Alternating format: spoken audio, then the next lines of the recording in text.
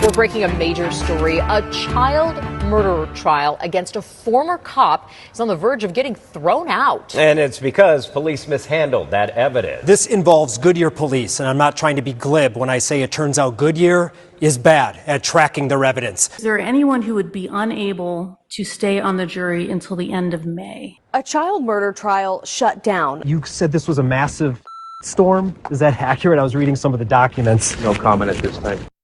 Over everybody's objection, I am going to declare a mistrial in this case. Goodyear, bad evidence. We've been investigating for the last couple months. Goodyear Police Department and their very big bad problems tracking the evidence.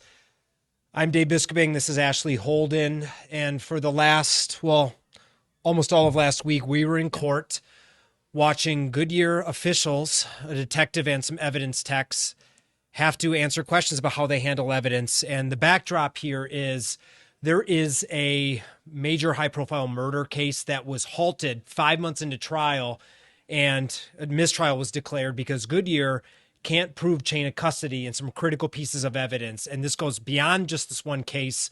But because of this one case, they've been hauled into court to have to explain what is going on to decide if this murder case should be thrown out entirely. So Ashley and I sat through 4 full days of an evidentiary hearing. It's going to continue, but a lot came out. We'll kind of primarily start our discussion here about Detective Noah Yo. He was the main homicide detective on this case, the Cunningham case. What kind of stood out to you? I know I have some thoughts, but what stood out to you about out of what you heard? Well, the key pieces of evidence, we had defense attorneys for Lisa and Jermaine Cunningham. They were the ones calling these witnesses, and they were able to kind of get an admission out of Detective Yo that the key pieces of evidence in this case, specifically when it comes to the murder charges here, were their cell phones, the Cunningham cell phones, which are now at risk. And I think the tone also, how it started in court, things were, a little intense at first, but when we moved to the second defense attorney, Daniel Rainak, things really grew with the tension. And that's when we saw a lot of those admissions about chain of custody, when he knew there were issues and things like that. Yeah. So a little backdrop here. The Cunninghams, Jermaine and Lisa Cunningham, were charged with murdering their 7-year-old daughter back in 2017. This case has been going on for almost a decade. Basically, they were accused of abusing her and not getting her proper medical care, leading to her death. It's much more complicated than that. It's not a clean case. Yeah. It started as a death penalty case. Death was thrown out because they really couldn't support that. There's big questions, whether they were even really going to be able to get a murder conviction, but as the trial went on. But the motive that they were establishing for kind of the murder really relies on these cell phones, their cell phones, what they were texting each other, what they knew, what they said about their daughter. And that evidence might not be allowed in because Goodyear cannot prove who handled this cell phone throughout all the years that it was in custody. In fact, there are allegations, I think, that the phone is moved throughout the facility, at least once, many times, I think, where they don't know who's touching it and when and why. And so that's really the key thing here. And in fact, I think, what did the detective say when they questioned him about how critical the phone evidence was? He admitted that those were very important pieces of evidence. I think that's what he said. Maybe the most critical important. Only evidence they really have that gets to the motive of the murder. What other evidence aside from the phone? There wasn't any, right? It was the phone. Yes, the phones are, like I said, the phones are very important. But they're not just very important. They were the evidence for the felony murder count. There's no getting around that. There was no other evidence that you could use aside from the phone. Right? That's all the timeline. That's who called who. That's who waited. Isn't that everything? There's no other evidence. It was the timing, right? Yes. And that can only be established from the phone. Correct. Okay. So these phones were the most important piece of evidence in this case. They were important. Okay. And so that was very interesting. And then when we're talking about chain of custody, who accessed these items, who touched it, when, things like that, And hearing that he knew that there were issues as far back as May 2025, that was also kind of a aha moment for the defense team as they were questioning him. Why didn't you disclose this? Why didn't you tell someone? Why didn't you let the Maricopa County Attorney's Office know? And then now we're months into trial, and now this is coming out. Again, I didn't realize we had a widespread issue until I did a Not deep talking- dive I'm not- into it. I'm not talking about a widespread issue. And by the way, you said you didn't do a deep dive into it. But my question is, why didn't you tell them in this case that there were these times? Why didn't you tell them back in May? Why didn't you tell them in any time after May until you told them in January? I don't know. Okay. Yeah, the reason why this all came forward is the state, the prosecution, they were getting later into their side. This hadn't even gone to the defense side yet in trial. And the main detective was getting ready to take the stand. And it looks like he was getting a little nervous about what he thought the defense maybe knew about these problems. It turns out the defense claims they didn't know about them at all. So he claims to have proactively, looked into issues with the chain of custody of the phone, and that he's being kind of painted as this person that, not blew the whistle, but highlighted these problems. But the defense got him to admit on the stand explicitly that he knew there were problems way back last year, a year ago, months before trial ever began. And that was never told to anybody. It was almost kind of kept as this little internal secret, which would be a huge, what's kind of known as discovery or Brady violation, because that would play a main role in trial. You can't even prove your main piece of evidence and who touched it and when.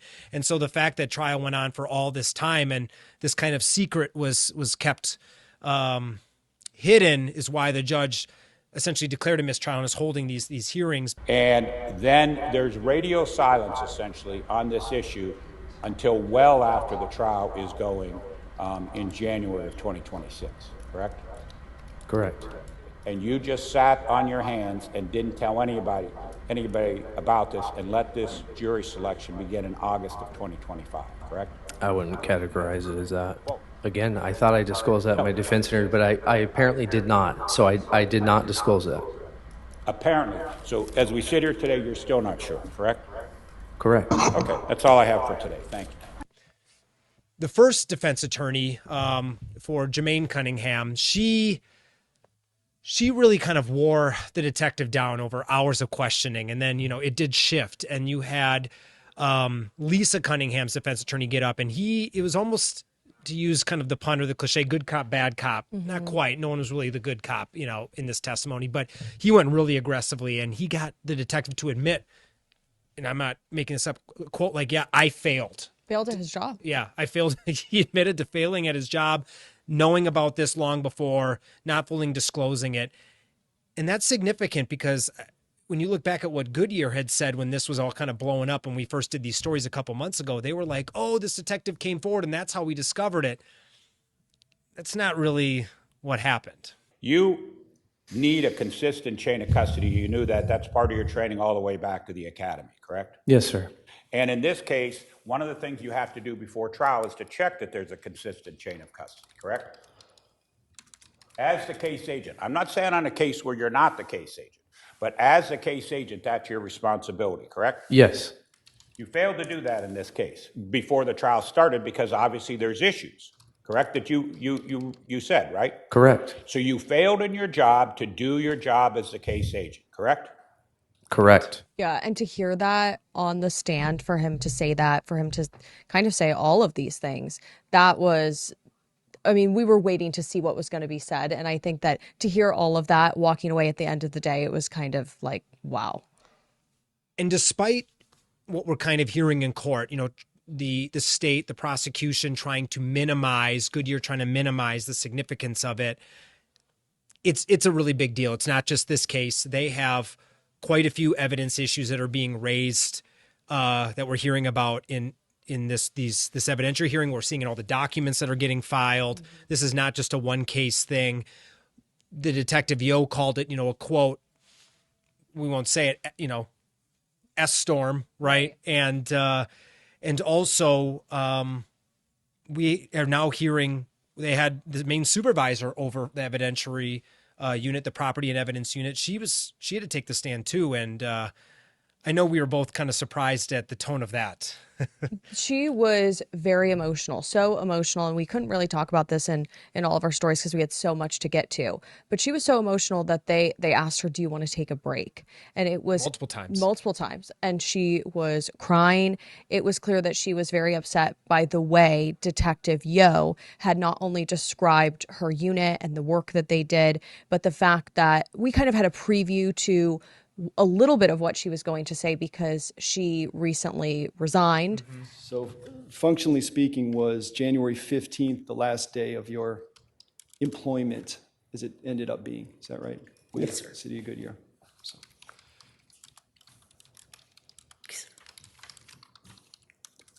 And so she had written a resignation letter and said that she didn't feel supported, that people up the chain knew about this and had known about it for a long time. And so it was clear that she was taking her responsibility and the work she did seriously, but she felt like, why is this a surprise? We all knew there were issues and we let you guys know, and now we're here. Your resignation letter. This is Exhibit 149. This was not easy for you to write. I'm going to go out on a limb and say that. Is that correct? Okay. Let me ask you, Ms. Gomez. That is correct. Are you ready to talk about this resignation letter? Are you Yes. sure? Yes, yes. She really is. Her position really is that she's being scapegoated. That everybody up the chain knew these were not, new problems. They were not secret problems. That this was something very much known by many, and that her and her unit's concerns had been ignored. We expect to hear from some other property and evidence workers, essentially saying that, hey, we raised a lot of concerns about chain of custody issues, equipment failures, a lack of resources, their digital scanners, which they're supposed to use to scan in and out of evidence, failing and not working. And she really, she took it personal. She was kind of like, we weren't just set up to fail. We never really had a chance to succeed. We were doing the best that we could do with what we had. We didn't have a lot of support. Lori didn't have a lot of support. And I taken over in 2021. I didn't, because there's a huge divide between sworn and civilian. What do you mean by divide? In terms of work-related items, it's always been that way. I don't know if it's throughout across the board in law enforcement, but it is. Property and evidence is always the most overlooked unit in a police agency. There was a list. I did a story where another employee had made this really long list of all of these issues. And then we saw another email in court that Andrea Gomez had sent to others with another list of issues. And so, everything from the software issues to not feeling supported to feeling like they were kind of everyone's last thought. I mean, these emails were going up to, according to the people she was sending to, the office of the chief, right? Maybe not to the chief directly, but to, people's positions that were at the chief level. And the chief has changed over there over the years, so it just doesn't fall on one thing. But these look like they're almost decade-long issues at least, where these things they've been dealing with this. And, one of the things that they were describing was kind of an open, I guess they said an open secret or just not a secret. I forget exactly how they describe it, but it was that, property and evidence workers, because their systems didn't work well, they could go in and they would change the dates and times that stuff was accessed, which this stuff is not supposed to be changeable. It's supposed to be like set in stone. So there's no question about who did what. And some of the problems are if those things do happen, or if there is some sort of, mistake in the data, or, their evidence scanners for logging things in and out fail, that, you're supposed to write like a supplement. So it's very clearly documented, and that wasn't happening in this case and perhaps others. So it's been a kind of a wild thing to see. We see these shows like CSI, things like that, and people think like, okay, this is very, very, very buttoned up stuff. We're learning that sometimes they know which cases up on their shelves because of Post-its or loose leaf papers. Like that's the Major Cunningham case. Let's write on a Post-it or a postcard. But on the shelf, when we mark those off, we use we've used a Post-it note. We've used 8.5 by 11, just plain white paper. and we'll mark on there the case number so that we know that those cases are on that particular shelf. So when we look up in the computer system, we know and we can identify, oh, they're all on G918. So we know that G918 is a designated homicide shelf, and that's where we're going to find however many cases we've stored on G19 in that particular location. Well, and even the candy cane striped tape where there's, a piece of evidence and there's no initials and who put the tape there? They don't know. That's the big issue here. The phones were accessed and they had been opened, moved, accessed. The box containing them or the envelope containing them had been retaped with this candy cane type tape. And, the main detective's like, I didn't use that tape. There's no initials that you're supposed to initial every time, you change the packaging or access this so you know the chain of custody. And these things didn't exist. And you might think like, oh, this isn't a big deal. But big deal. Chain of custody and evidence, it's like one of those fundamental things that has to be proven. In fact, we don't think of it as a big deal because it's supposed to be just like, it's just the fundamental. Yeah. It's one of those things that you shouldn't, it should be so expected that you don't think it's ever a problem. And I guess that's what's kind of cutting to the heart of this case. What else about the hearing I'm surprised it's moving so slow. Yes, that each witness, the attorneys are leaving no stone left unturned. This is their chance to ask the questions that they have. And so, we would have prosecutors, they would get a chance, and then we would have defense attorneys again, and it would be for Lisa and Jermaine Cunningham. Their attorneys would go up and continue to ask more and more questions. And I think, overshadowing this as we watch this, we know at the end, we're going to get an answer on if this case is dismissed for good or what happens, because what happens next. And I think that when we walked in that first day, we had anticipated it's going to be 3 to 4 days. We're going to be here all week. And then the prosecutor said, well, we don't have time for our witnesses because they have so many witnesses they want to call. So we don't know how many days this is all going to play out. They're going to pick it back up in June. So June 8th, I believe, is the next day they have it. I don't know how many more evidentiary hearings they'll spread out. We could hear potentially from the chief. Even some prosecutors might have to take the stand. That's still being decided. Some other evidentiary workers. So there's a lot to get to. Some experts about why this is a big deal. So bottom line, we got a major murder case that's cost taxpayers millions of dollars at risk of getting thrown out for good. We're going to have to hear a lot more about, Goodyear's evidence issues in this hearing coming up and how much it could impact other cases. So right now we're kind of waiting to see where this goes from here, but that's kind of our 1 week wrap up on the evidentiary hearing. So hope you keep up on our coverage and we'll definitely have a lot more.